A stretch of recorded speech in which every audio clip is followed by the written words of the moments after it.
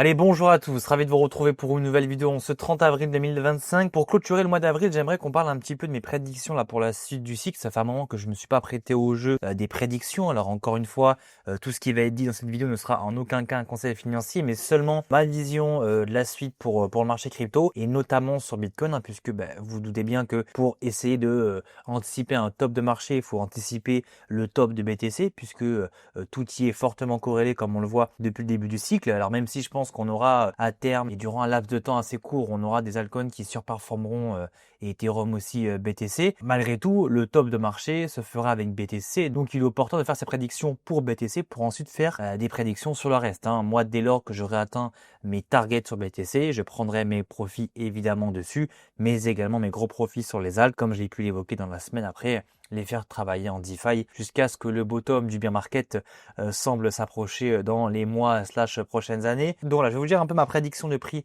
pour BTC dans la vidéo. Petite vidéo aujourd'hui. Alors il y a beaucoup de news qui doivent sortir aujourd'hui, mais j'aurai pas le temps de vous les traiter. Donc pour ça, si vous voulez être au courant, notamment le PIB et le PCI Core, l'inflation, si vous voulez avoir les infos, je vous invite à passer par mon Telegram et mon Twitter. Vous avez les liens en commentaire et description. Je vous balancerai les news comme d'habitude. Je vous invite aussi, avant qu'on attaque la vidéo, à me faire part de vos prédictions à vous dans l'espace commentaire, que ce soit pour BTC, mais également sur vos alts préférés. Ça m'intéresse de savoir un petit peu quelle est votre vision pour la suite, qu'elle soit haussière ou baissière, bien sûr. Et aussi, pour ceux qui découvrent la chaîne, pensez à vous abonner, activer la cloche et à liker et commenter pour m'aider au référencement.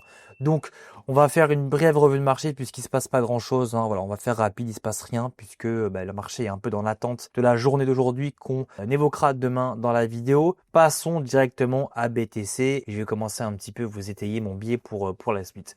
Donc, premièrement, moi, pour Bitcoin, pour un petit peu calculer ma prédiction, je vais me fier à deux patterns. Premièrement, la figure de tasse séance qu'on a à l'écran et dont je vous mettrai la partie théorique en bas de la vidéo. La tasse séance qu'on a actuellement, on voit qu'elle est assez clean avec ici la tasse où on vient travailler ce niveau de résistance aux 70 000 $. Ensuite, du coup, la anse, on voit ici avec le retracement qu'on a connu l'été dernier avec un point bas jusqu'au presque 49 000 $. L'anse, on vient ensuite breaker le niveau de résistance, on break assez fort à la hausse. Ensuite, on vient faire le pullback comme dans la théorie, avant donc de repartir. Et c'est pour ça que récemment, je vous disais, tant qu'on vient à tenir ce niveau, il n'y a pas mort d'homme, il n'y a pas à s'inquiéter. Le bull run est encore d'actualité. Et si par contre on avait breaké à la baisse, là effectivement j'aurais reconsidéré un petit peu la chose et je me serais préparé en actant même des pertes à ce que le bear market puisse enfin commencer. Mais là on voit qu'on a une très belle réaction dessus. Donc la tasse séance, on voit, est magnifiquement validée. Et ce qui est intéressant avec la tasse séance, c'est qu'on peut avoir aussi un objectif de prix lorsqu'on vient effectuer le pullback.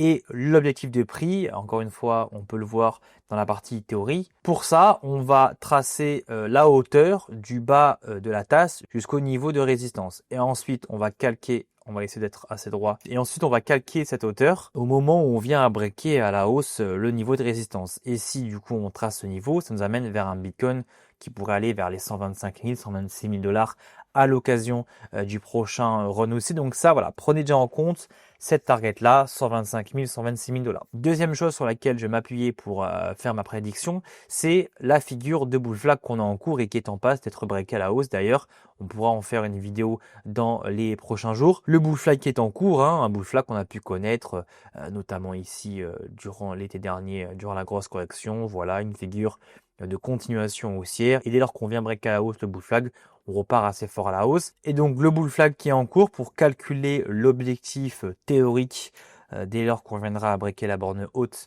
ce qui ne serait tardé selon moi. Pour ça, ce qu'on va faire, c'est qu'on va tracer la dernière impulsion haussière jusqu'au point haut du bull flag, à la borne basse du bull flag avant qu'on vienne à avoir, pourquoi pas, le breakout à la hausse. Donc on va prendre ce niveau-là des 74 000 $, tiens, pour être précis, et ça nous amène vers un niveau des 135 000 $. Donc ça serait l'objectif théorique à la cassure du bull flag en cours. Donc on voit là 125, 135, ça commence à être plutôt cohérent. Et autre chose qui fait beaucoup de sens sur ces niveaux de prix, c'est l'extension Fibonacci de ce cycle. Donc pour ça, on va se remettre en logarithmique et je vais vous prendre en fait le premier rallye aussi du cycle de novembre 2022 jusqu'à l'ATH en mars 2024. Donc là, j'ai pris les retracements, je vais prendre en fait les extensions. Et on voit que l'extension pour la suite du cycle, donc le dernier run, ça nous amènerait avec des niveaux Fibonacci entre les 128 000 $ pour les 1,382 et les 142 000 $ pour les 1,618.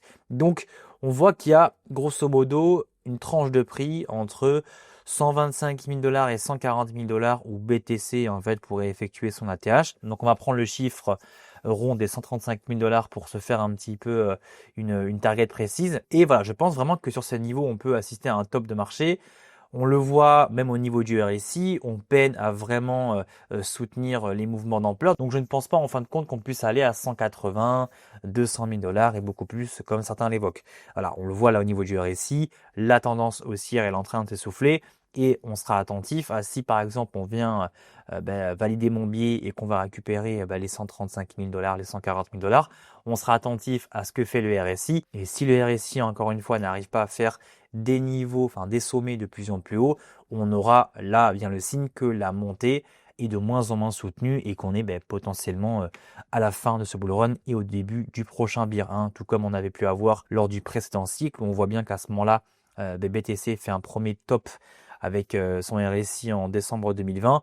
Ensuite, on fait des sommets de plus en plus haut, mais ce n'était pas du tout soutenu par le RSI qui lui allait à l'inverse. Et ce qui a donné ensuite le top de marché et le début du bear. Donc bon, même si moi, je sortirais un peu trop tôt en sortant aux 135 000 $, 140 000 $, je m'éviterai à ce moment-là de prendre trop de risques par rapport à la suite et je suis dans une logique où je me dis en ce moment, vu qu'on est plus proche de la fin que du début du cycle, vaut mieux gagner petit que perdre très gros. L'idée là sur ce dernier rallye haussier, c'est de vraiment maximiser ses prises de profit, être pas trop gourmand, faire travailler tout ça en DeFi et revenir ensuite tranquillement à l'occasion du prochain bear, dès lors qu'on aura des indicateurs qui reflasheront, le H-Ribbons, le MVRZ score qui passera en dessous de la ligne bleue, des divergences weekly comme on avait pu avoir en 2022. Voilà, on aura plein de choses à mettre en confluence pour trouver un bottom. Et d'ailleurs, pour finir sur les tops, il faudra aussi mettre ce que j'ai mis en avant en confluence avec le MVRZ score. Si on approche des 4, des 6, là on sentira la surchauffe arriver.